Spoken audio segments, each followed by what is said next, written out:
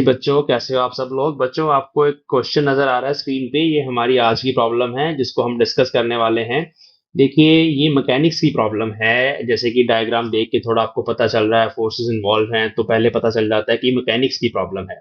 अब इस प्रॉब्लम को पहले अच्छे से रीड करेंगे और उसके बाद इसको डिस्कस करते हैं। देखिए, कह रहा है कि एक पार्टिकल है, उसका मास m है और वो फिक्स्ड है स्पेस में कहीं पे, और उसको हम एक रोटेटिंग फ्रेम से ऑब्जर्व कर रहे हैं। जैसे हमारी अर्थ घूमती है, हम सन को ऑब्जर्व करते हैं। सन को स्टेशनरी मान लो, अर्थ हमारी घूम रही है, सेम उसी तरह की सिचुएशन है। जो हमारा रोटेटिंग फ्रेम है ना, वो जेड एक्सिस के अबाउट घूम रहा है with some angular velocity omega.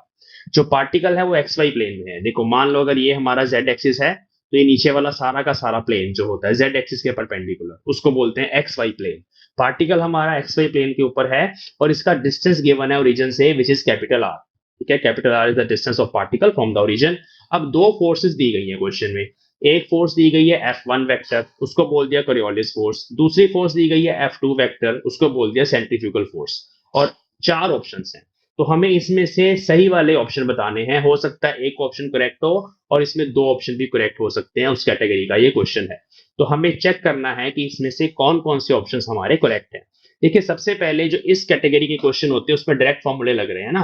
तो जो आप मैकेनिक्स में चैप्टर पढ़ते हो, फ्रेम्स ऑफ रेफरेंस वाला, उस चैप्टर के अंदर जब हम नॉन इनर्शियल फ्रेम्स में रोटेटिंग फ्रेम वाला कॉन्सेप्ट पढ़ते हैं, जहां पे हमने तीन तरह की फोर्सेस को कैलकुलेट किया था।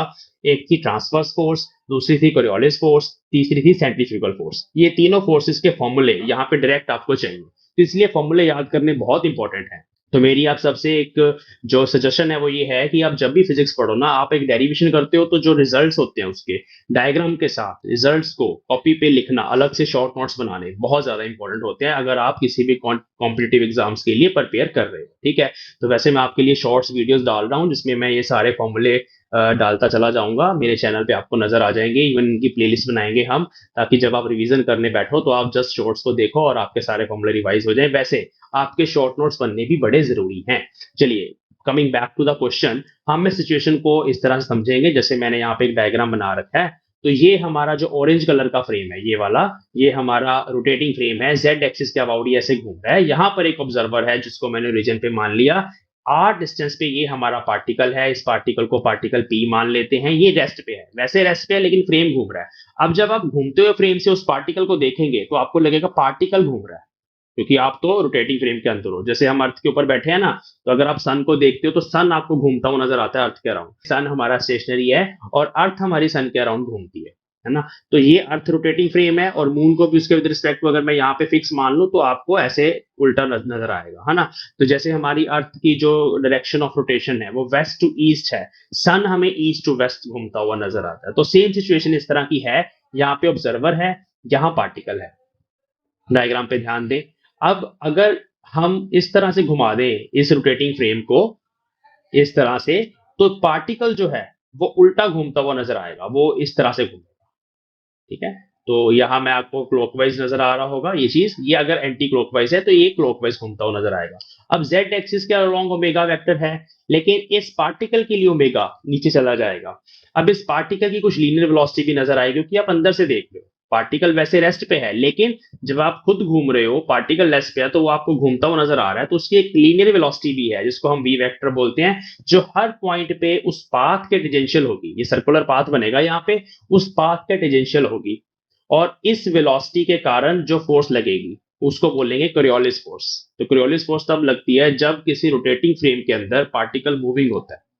वैसे पार्टिकल रेस्ट में है, अगर आप पार्टिकल के फ्रेम में चले जाओगे तो आपको रेस्ट पे नजर आएगा, लेकिन अगर आप दूसरे फ्रेम से देख रहे हो तो ये चलता हुआ नजर आ रहा है, घूमता हुआ नजर आ रहा है। तो ये वी वेक्टर कोरियोलिस फोर्स के लिए रिस्पॉन्सिबल होगी। दूसरी जो फोर्स है सेंट्रीफ्यूगल फोर्स, वो इस ओमेगा के कारण आएगी, है ना। तो इन दोनों फोर्सेस के फॉर्मूले फटाफट देखते हैं और फिर इनमें से सही वाले ऑप्शंस हम देखेंगे कौन से होंगे। ठीक है, तो कौन कौन सी फोर्सेस हैं देखिए। एक तो हमारे पास होती है कोरियोलिस फोर्स। इस सिचुएशन में अगर ओमेगा कांस्टेंट है ना, तो मैं यहाँ पे लिख देता हूँ ये ओमेगा कांस्टेंट के लिए ही है। अगर ओमेगा कांस्टेंट नहीं है तो एक ट्रांसवर्स फोर्स भी होती है। तो ट्रांसवर्स फोर्स क्या होती है, उसका फॉर्मूला मेरे लेक्चर में से ढूंढ के यहाँ पे कमेंट सेक्शन में लिख के बताएंगे। मैं अभी कोरियोलिस फोर्स की बात कर रहा हूँ।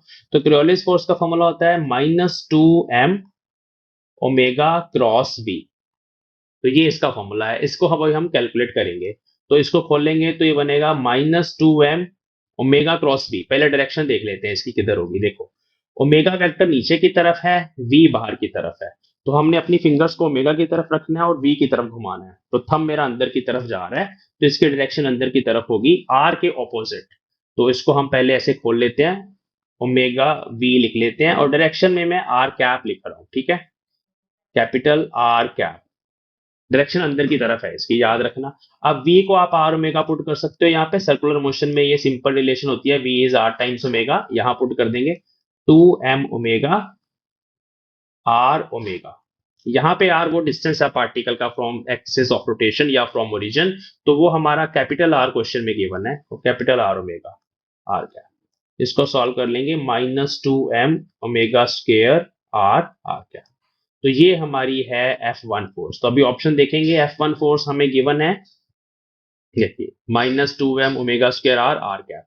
तो ये हमारी ऑप्शन नंबर सी के साथ मैच कर रही है, तो ऑप्शन सी तो हमारा करेक्ट है। अब हमें सेंट्रीफ्यूगल फोर्स देखनी है, F2 क्या इसके बराबर आती है, या क्या F2 कुछ इस तरह की आती है कि F1 में ऐड करके आंसर 0 आता है, या F2 कुछ इस तरह की आती है कि इन दोनों को ऐड करके ये आंसर आता है। तो अभी F2 फोर्स की बात करेंगे। F2 फोर्स उसने बोला है सेंट्रीफ्यूगल फोर्स है, तो सेंट्रीफ्यूगल फोर्स का भी फॉर्मूला आपको पता होना चाहिए, बेसिक फॉर्मूला आप लगा सकते हो, कभी कभी ना मेन फॉर्मूला याद नहीं रहता लेकिन बेसिक फॉर्मूला याद होता है। देखिए सेंट्रीफ्यूगल फोर्स जो है ना, वो सेंट्रीपिटल के ही बराबर होती है मैग्नीट्यूड में, लेकिन सेंट्रीपिटल सेंटर की तरफ होती है, सेंट्रीफ्यूगल बाहर की तरफ लगती है। It is a pseudo force due to acceleration of the frame. तो इसका फॉर्मूला सीधा बता देता हूँ, m v square by r होता है। तो यहाँ पे आप m बाय आर लिख लेंगे इसको, तो मैं यहाँ पे इसको थोड़ा ऐसे चेंज करके लिखता हूँ। तो ये जो सेंट्रीफ्यूगल फोर्स है उसको हम लिख सकते हैं m बाय आर, v को फिर से आप r टाइम्स ओमेगा पुट कर दो उसका स्क्वायर, तो एक r कट जाएगा, ये बनेगा m r ओमेगा स्क्वायर, लेकिन इसके डायरेक्शन r कैप वाली आएगी। तो मैं यहाँ लिख रहा हूँ F2 force m r omega square, लेकिन इसकी डायरेक्शन r कैप वाली आएगी, क्योंकि ये आउटवर्ड डायरेक्शन में होती है। जैसे झूला है, घूमने वाला झूला, उसके ऊपर अगर आप बैठे हो तो जैसे ही झूला स्टार्ट होता है, जो सारे के सारे वो जो सीट्स होती हैं वो बाहर की तरफ ऐसे फैलना शुरू कर देती है। आपके पास एक स्टोन है, पेबल है, उसको आपने रस्सी से बांधा हुआ, वैसे घुमा रहे हो, तो जो सेंटर की तरफ टेंशन फोर्स है वो रोटेशनल मोशन दे रही है, डायरेक्शन चेंज कर रही है। लेकिन अगर आप बाहर से उस वट्टे के देखोगे तो उसके अंदर एक उसके ऊपर सूडो फोर्स लग रही है बाहर की तरफ, विच इज सेंट्रीफ्यूगल फोर्स। ठीक है, तो वो जो सेंट्रीफ्यूगल फोर्स है, this is due to the acceleration of the rotating frame. तो वो force F2 m r omega square capital r cap है, इसकी डायरेक्शन हमेशा आउटवर्ड रहती है, इसको याद रखना। तो ये देखें, इसमें ऑप्शन है हमारे पास, सेम इस तरह का ऑप्शन तो है m omega square r, but the problem is यहाँ पे माइनस साइन है, लेकिन इसमें पॉजिटिव साइन आएगा, याद रखना। किसी भी फ्रेम से आप सेंट्रीफ्यूगल फोर्स को देखें, हमेशा इसमें पॉजिटिव साइन आएगा, ये ध्यान देना, ठीक है। चलिए, तो ये हमारी दूसरी फोर्स है। अब इन दोनों को ऐड करके भी देख लेते हैं, F1 प्लस F2 वेक्टर, तो इन दोनों को ऐड करेंगे, आंसर आएगा -m omega square r r cap. तो this is your final answer. I think ये ऑप्शन बी से मैच कर रहा है। हाँ जी, तो ऑप्शन बी से मैच कर रहा है, -m ओमेगा स्क्वायर आर, ठीक है। तो this was the solution to this problem. जाते जाते मैं आपको बता दूं, जो थर्ड फोर्स होती है उसको ट्रांसवर्स फोर्स बोलते हैं, उसका फॉर्मूला भी हम रिकॉल कर लेते हैं। ट्रांसवर्स फोर्स का फॉर्मूला क्या होता है, which is due to the rotation of non inertial frame, -m omega vector dot cross r vector, ये होता है। तो इसमें ओमेगा डॉट आ जाता है, ओमेगा डॉट का मतलब होता है D omega by D T, मतलब अल्फा, एंगुलर एक्सेलरेशन, ठीक है, अल्फा।